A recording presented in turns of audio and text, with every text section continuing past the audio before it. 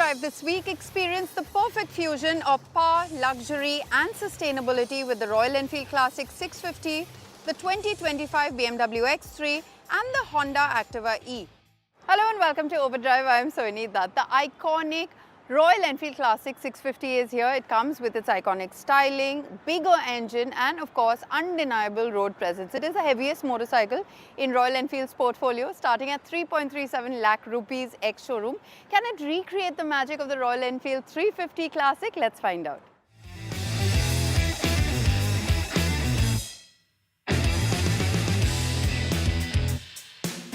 As you all know, Classic has been an iconic badge for Royal Enfield, and since the time of its launch, it has been a bestseller. And that is the reason when Royal Enfield planned to expand this 650 twin family, they thought of introducing this Classic 650 as well. So this is the bigger, bulkier version of Classic which we are used to seeing.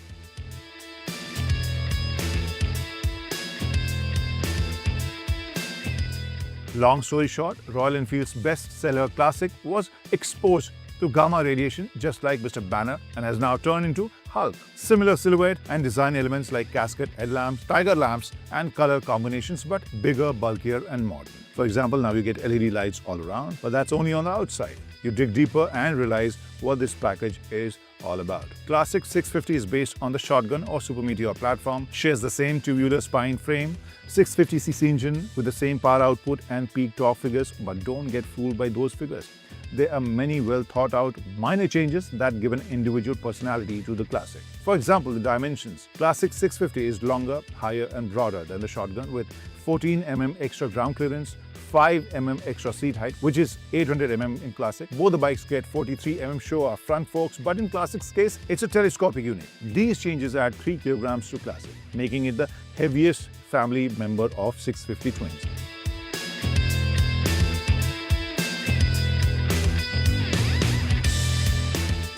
Just like other 650 twin family members, this also uses the 650cc twin engine, which produces around 47 PS of power, 52.3 Nm of torque, comes with a 6-speed transmission, and there are common elements between this and the Shotgun. The tubular frame is same, and more or less the structure is very similar. There are certain elements which are making this motorcycle different from the Shotgun. For example, if you look at the front fork, which is a traditional 43 mm telescopic front fork. The rear gets twin shocks. This has 120 mm of travel and the rear 90 mm of travel.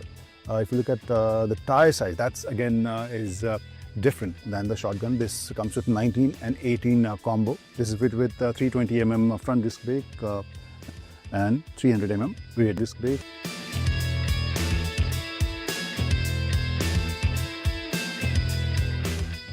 Now let's talk about the ride of this Classic 650. So we are in Coonoor to ride this. We rode it for 60 kilometers, and that route was full of twisties, good turns, hairpin bends, and most of the surface was smooth. Routes and the roads, they have this very old school, old world charm, and most of the roads were empty, clean. As I mentioned, there were lots of twists and turns and bends, and in those sections this handled really well. This weighs around 243 kg, and you feel that weight while taking it off the stand or taking in or out of a parking spot. The handling was good, the grip was good, but during those turns you can feel that this is meant for straight, long highways. This felt comfortable. The suspension was balanced, and no complaints at all, unlike the Bear 650 which I rode recently. But as I mentioned, this is meant for long straight highways. You must be wondering, what are the pinions? So yeah, you can get the pillion seat as well, which is detachable, so that's also an option, and you can take your partner on this powerful, exciting, planted, robust Royal Enfield, giving a retro cool vibe.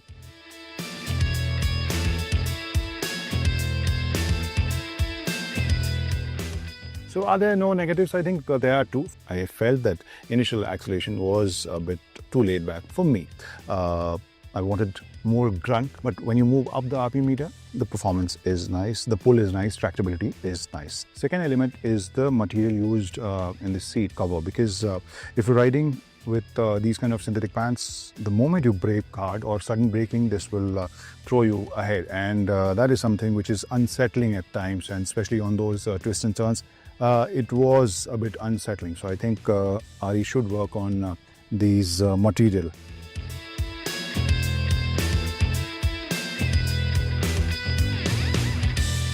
Not to forget that the weight can be an issue for some of the riders, and the absence of a tubeless spoke wheel setup, which Royal Enfield is working on right now, as we are told. We should hope that RE repeats the Himalayan exercise and provides a spoke wheel with tubeless tire setup very soon.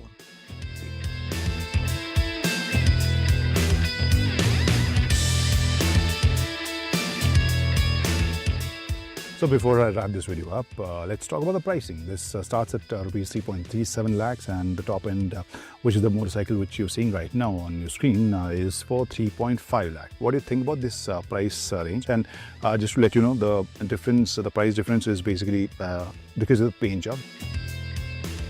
Well, let's dive into a quick break here on the show, but coming up on the other side, we tell you all about the 4th generation BMW X3.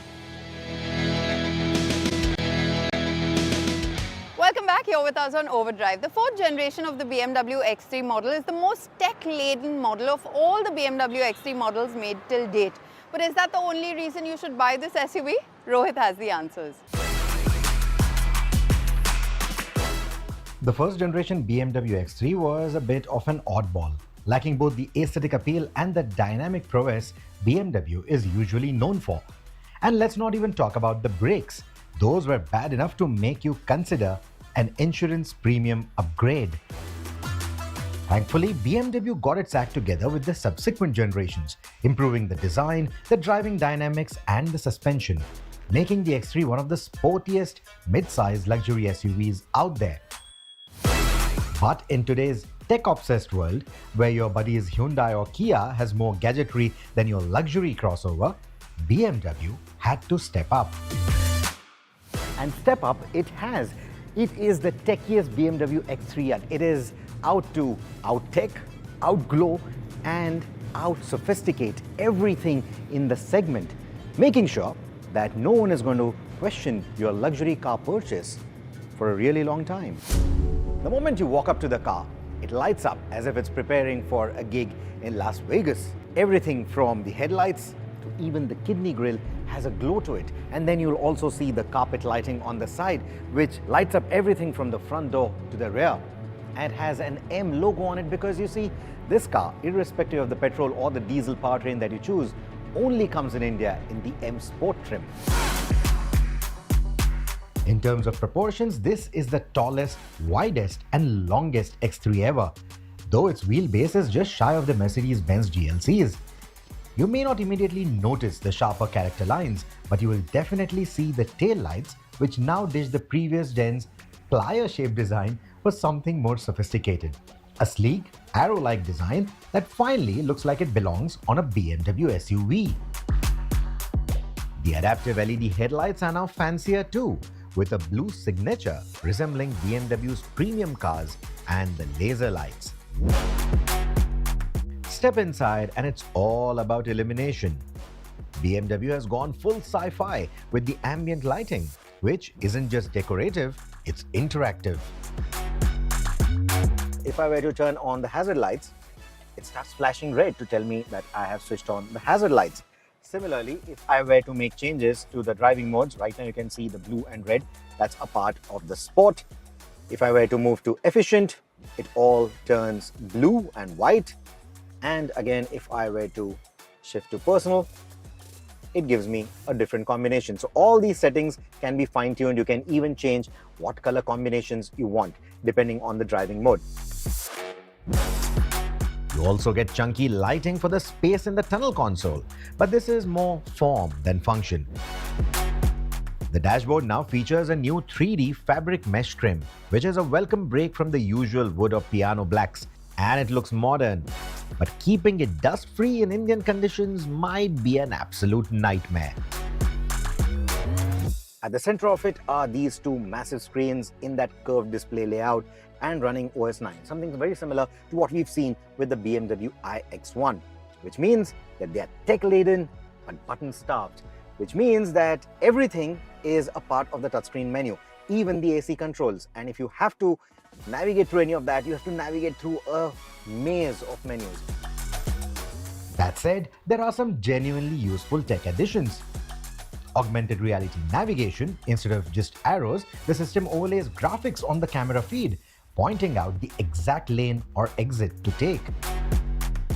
The 360-degree cameras also double up as surveillance cameras. Yep, when your car is parked, if you are unable to find it in a big parking lot, or if your car is stolen or towed away and you want to check the surroundings of your car using the camera feed, you can do that using your car app or My BMW app. Similarly, if someone were to bang into your car when it was parked, or even bang their door while opening it in a parking lot against your car, if that bang is loud enough, the car is going to record 30 seconds of footage, before and after footage, and then save it on the hard drive itself so that you can retrieve it later. A full-color heads-up display. That's one of the best in the segment. Tech aside, comfort levels have gone up too. The panoramic sunroof is now bigger than a 65-inch television, giving the cabin a more airy feel. 3-zone climate control ensures everyone stays happy, even if your co-passenger likes their cabin as cold as the Arctic. The power-adjustable front seats come with adjustable bolstering and now have a ventilation function too, perfect for sweaty Indian summers. Oh, and let's not forget, BMW has officially ditched the run-flat tires in India. You now get proper tubeless radials, which means a softer ride and less anxiety about finding a tire shop at midnight. ADAS Level 2 now includes adaptive cruise control, lane keep assist and emergency braking, making highway drives effortless. And it works pretty well in our conditions.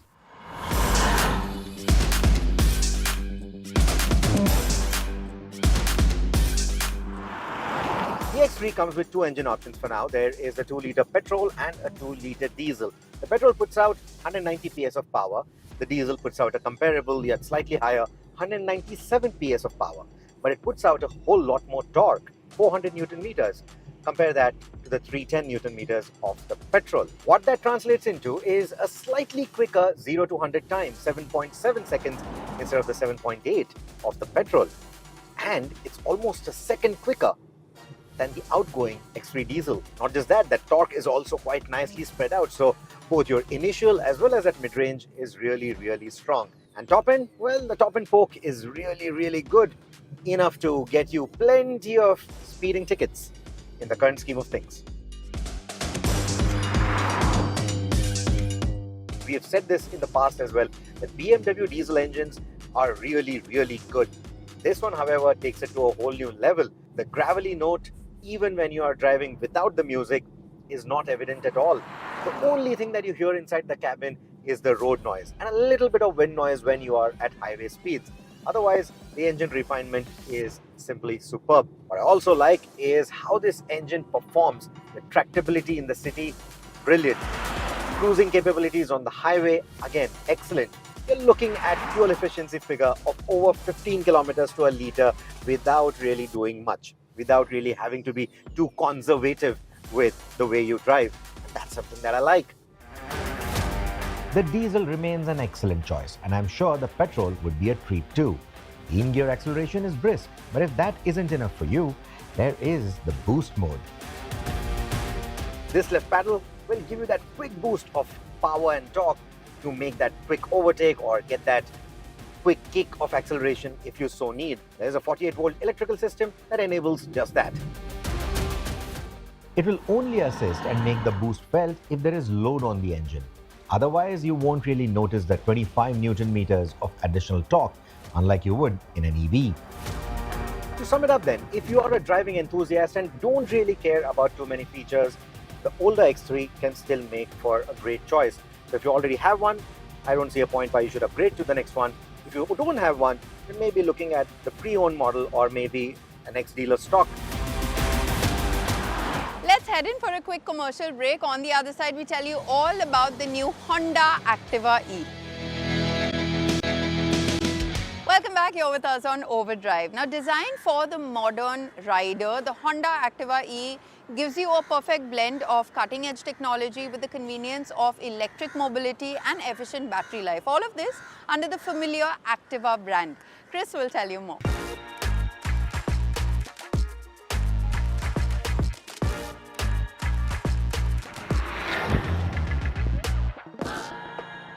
I'm out here in Bangalore to check out Honda Motorcycle and Scooter India's first electric two-wheeler offerings, well, scooter offerings, in the form of the premium Honda Activa E. Yes, it's a very revered name in the history books of Indian two-wheelers. Starting off with the design, well, as you can see, it looked very plain Jane, according to me. Not very dramatic with the cuts and creases, but it still manages to look nice and curvy and a bit futuristic with those LED DRLs. And of course, you do have those signature LED headlamp, the housing unit, which is mounted on the front apron. The turn indicators on there as well look quite nice. A nice addition are these air vents on the side, and I quite like these pillion footrests which sit flush into the body panel once you actually put it back in place. This particular model comes with blackened out diamond cut alloy wheels. Disc brake up front, common on both models. Telescopic fork up front, single-sided monoshock at the rear. And a real interesting bit has to be the motor. Now this, as you can see, is a swing arm mounted motor, delivers 6 kilowatt of peak power, and in terms of torque, well, this one is rated at 22 Nm. Now in terms of features, starting off with the 7-inch TFT screen, nice and vibrant colors on there. The layout is nice and very easy to read on the go, very well laid out in fact. And it comes with phone tethering, Bluetooth connectivity, no turn-by-turn navigation because you have a proper map to actually look at and decipher and head in your intended direction. Switchgear, you have a nice 5-direction analog joystick to work with. A couple of additional buttons which I didn't quite fancy, which you can only toggle through your home menu with. 3 ride modes, dedicated button for that, reverse function on there as well. Keyless ignition, very nice to have. It's become one of the traits with Honda's current crop of ICE scooters as well. And you also have an underseat release button, which is conveniently located in that general area as well. Now coming to the underseat storage area, well, negligible or non-existent rather, because as you can see, those are the two 1.5 kilowatt battery packs that power the scooter. Now, as far as the seating area is concerned, well, getting on the scooter, not too much of a task. Seating posture, nice and upright as well. You have 3 ride modes to toggle through. You can do it on the go, and you have Econ, Standard and Sport. Well, economy mode is the way to go, but not all that enjoyable according to me. Standard mode, decent enough for the city, getting about. It's a mix of both worlds actually, performance and economy. That's what it's designed to do, and it fares pretty well at that. And sport mode, of course, being the most fun thing because, yeah, that will deplete your range, but it is the most enjoyable mode. There's a good amount of zip to it. In fact, Honda say that this scooter will go from 0 to 60 in about 7.3 seconds. That's quite nice. In terms of agility, braking, it's all very nice, very composed. The ride quality, the suspension, the way the scooter handles out on the road. You do feel the bumps, but the suspension units just iron out all the harshness of it. I've been riding around on the Activa E for around 35 kilometers now. Gone down from around 99% to around 29% SOC. Yes, of course, not been very economical because we're testing. But now, guess what? I'm feeling a bit of anxiety and it's time to check out what the battery swapping process is all about. So let's head off to one of those charging stations, shall we?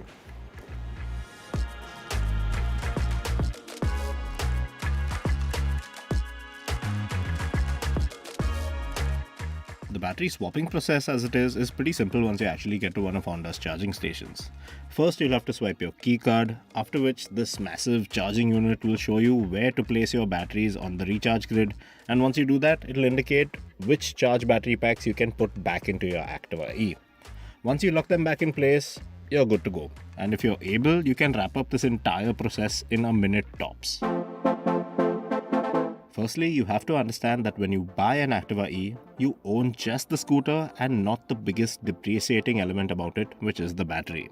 So you'll have to subscribe to one of Honda's subscription plans in addition to owning the scooter to actually run the Activa E, right from the day you buy it. And that's both a good and a bad thing at this point. Good because of resale value somewhere down the line over the course of time, and bad because it's not exactly an exercise that you can actually call feasible at this point. Let me explain. The two existing battery subscription plans work on a monthly basis. The first base plan will cost you rupees 2000 plus GST, which works up to around 2360 rupees, and here you will be limited to 35 kilowatt of swappable battery power usage per month. That calculates to around 40 kilometers of running on a daily basis. The second, advanced plan, will set you back by 3500 rupees plus GST, and that has a limit of 87 kilowatt of battery power usage per month, which works up to around 100 kilometers of usage per day. Shoot anywhere over the limits of either plan, and you'll have to shell out extra for the additional kilowatts. Go under, and you can't carry those unused kilowatts into the next month of running, because as of now, it's not a cumulative process at this time. And that comes across as a massive setback at this point, because it just builds up on the asking price of the Activa E, which is at around 1.51 lakh ex showroom, which on its own is a bit steep, and compared to a regular ICE scooter, well, there are a couple of things that Honda has yet to sort out with the Activa E.